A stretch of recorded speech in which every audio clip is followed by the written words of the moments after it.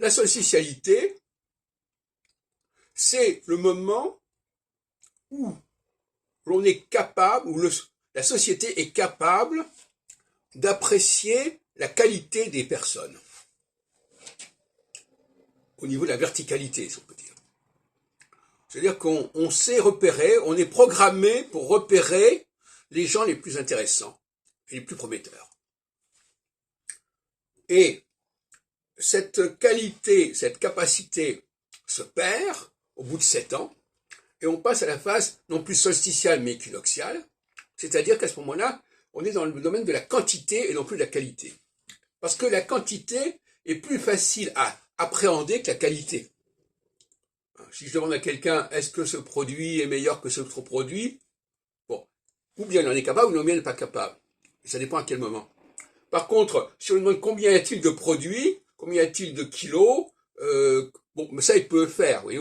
Donc, l'appréhension de la quantité est infiniment plus facile que celle des qualités, et donc l'appréhension de la qualité est élitique quelque part. À la fois élitique pour les gens qu'on choisit, mais c'est l'élite également qui est capable de le faire.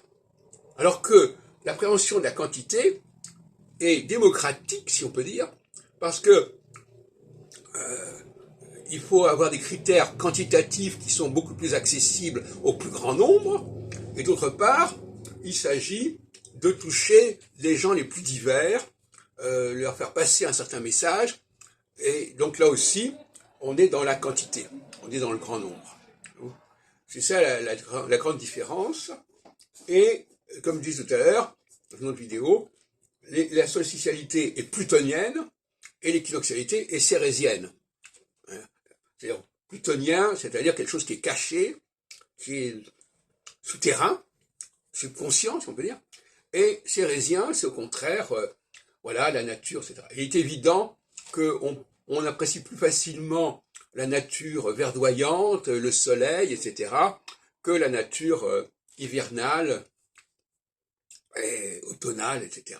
Donc là aussi, il y a une dualité qui est parfaitement intégrée par la mythologie dans la lutte entre Cérès et Pluton, où Cérès va imposer que la moitié du temps, elle puisse dominer, et elle laisse à Pluton l'autre moitié du temps, qui est celle des mauvaises saisons.